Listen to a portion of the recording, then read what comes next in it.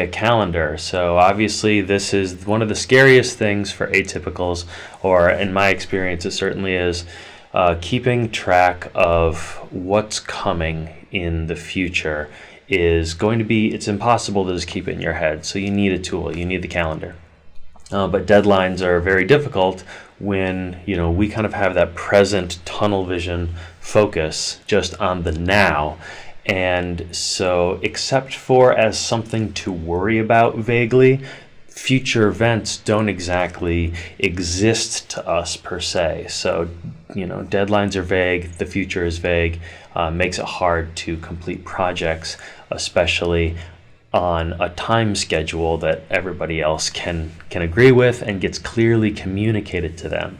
That's one of the biggest things, is to do anything outside of yourself, you need to work with other people.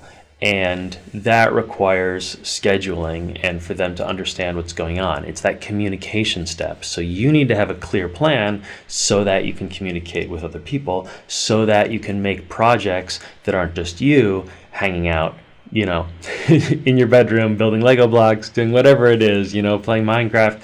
That's all cool, but to really have an impact on the world and really feel fulfilled, all that is going to require some level of connection and communicating when things are going to be done, so that you can have collaborations with other people to some degree.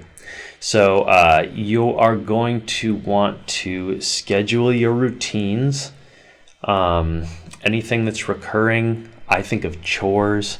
I made an ideal day plan, where I blocked out all of my routines, the obligations that I knew would come up on a standard day. Then you're going to want to put in your obligations, so those special things like doctor's appointments that they're not coming up every week, but or maybe they are, depending on your circumstance, but these are things that you need to schedule specially because they don't come up often. Then scheduling fun.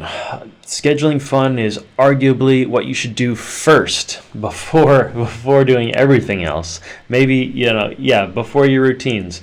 Think about what you want to do to keep yourself sane this week, this quarter, and this year. Maybe make them progressively more grandiose. But whatever you want to do, scheduling fun first prioritizes it in your mind and on the calendar, and it reminds you of why you're doing any of this, like boring, hard stuff, because you also get to have some fun and you get to look forward to those things, and you also take steps toward self-fulfillment.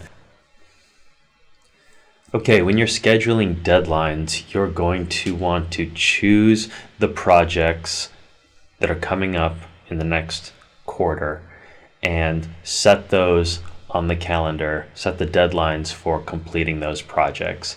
Then write down all the tasks that will be required to call that project done on that deadline event date.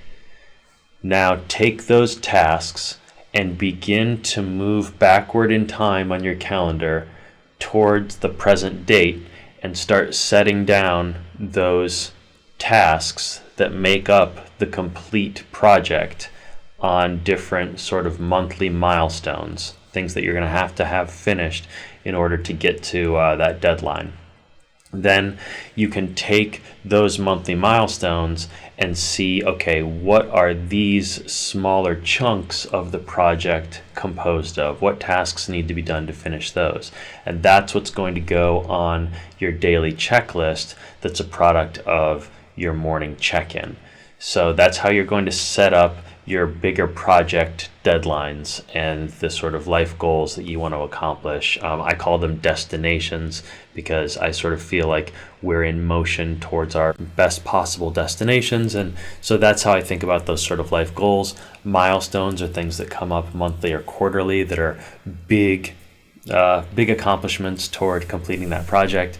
Then goals are what I want to have done this week in order to get closer to that milestone, and tasks are what you do every day to accomplish those things. So those are the basics of setting up your calendar. A couple other useful tips: color code your calendar by your role. That can be really helpful so that you're not getting your work obligations confused with your home obligations, and not sort of mentally intertwining those in any way, which can just kind of get you riled up emotionally and make it hard to relax when you're not at work, for instance. Maybe get 2 separate calendars. I use paper and analog for this as well. I like to have as many reminders as possible to use my calendar. Again, plan fun first, and also not just fun, but relaxation, because it's different. Relaxation is when you're literally not doing anything. Even reading a book is not relaxing. It's reading a book. Relaxing is laying in the sun, or having a little rest, and not really stimulating yourself in any way, and that's different than fun. So make sure that also gets an honored place in your calendar.